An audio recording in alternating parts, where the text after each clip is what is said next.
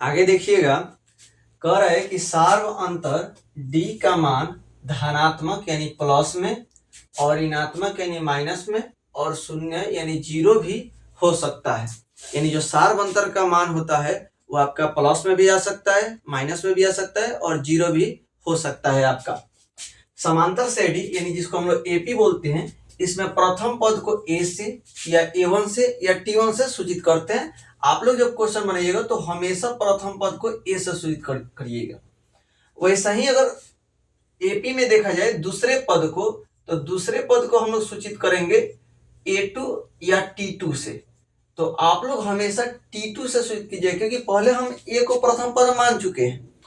तो आप क्या कीजिएगा कि दूसरे पद को टी2 से, वैसा ही तीसरे पद को टी3 से, वैसा ही चौथे पद को टी4 से, ऐसे आप सूचित कीजिएगा।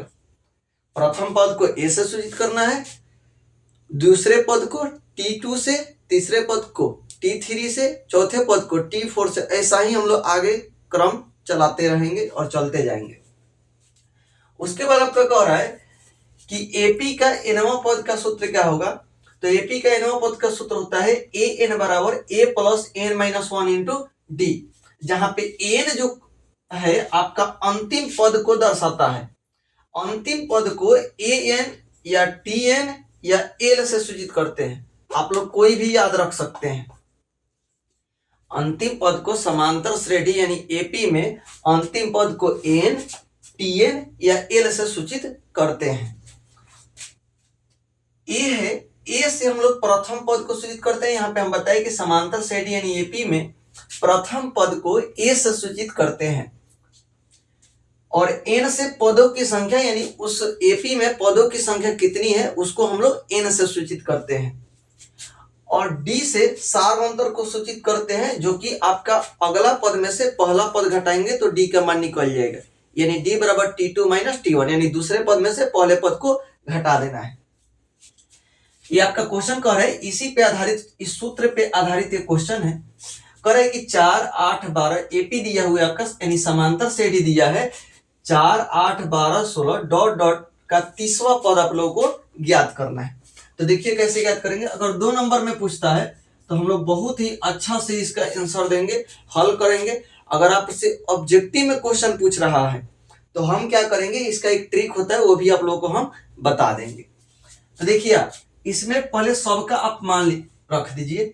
ए का मान कितना, तो प्रथम पद यानी ए का मान होता है, तो ए का मान हम लोग 4 लिख दिए।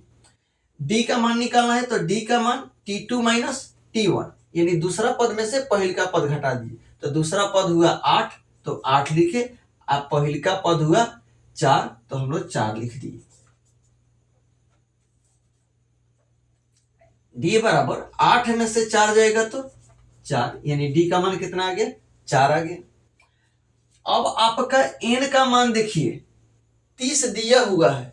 एनवां पद कहा है यानी 30 आपका 30 दिया हुआ है और आपसे क्वेश्चन कह रहा है कि 30वां पद ज्ञात करें, यानी ए 30 का मान आपको ज्ञात करना है। 30 जो है एन का मान है, यानी 30वां पद ज्ञात करना है। और आपका एन का मान 30 दिया है और यहाँ पे 30वां पद आपको ज्ञात करना है, यानी ए 30 का मान ज्ञात करना है। तो देखिए कैसे ज्ञात करेंगे। इसमें हम लोग सूत्र लगाएंगे, तो लिखेंगे सूत्र से ए एन बराबर A plus N minus 1 into D. A N यानी ए 30 का हमको मान ज्ञात करना है। ए का मान कितना दिया है, तो 4 दिया है, देख के आप लिख दीजिए। प्लस एन का मान कितना है, तो 30 है, तो 30 लिख दीजिए, माइनस 1।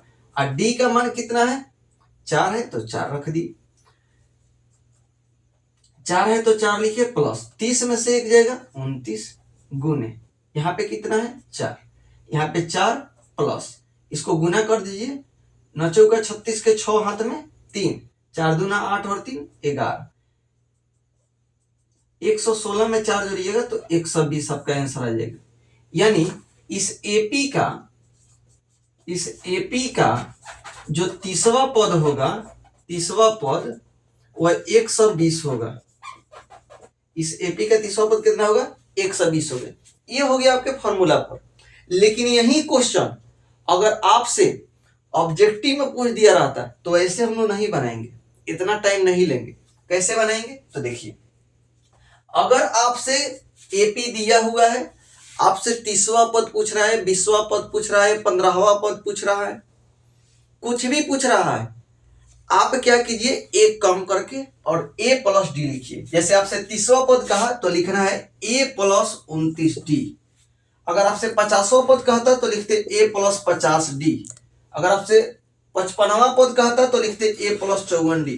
मतलब जितना आपसे पद कहेगा निकालने का, उससे एक कम करके लिख देना है। ऑब्जेक्टिव में पूछेगा तब ऐसा करना है। तो कहा 30वां पद तो हम लोग लिख दिए a प्लस 29d।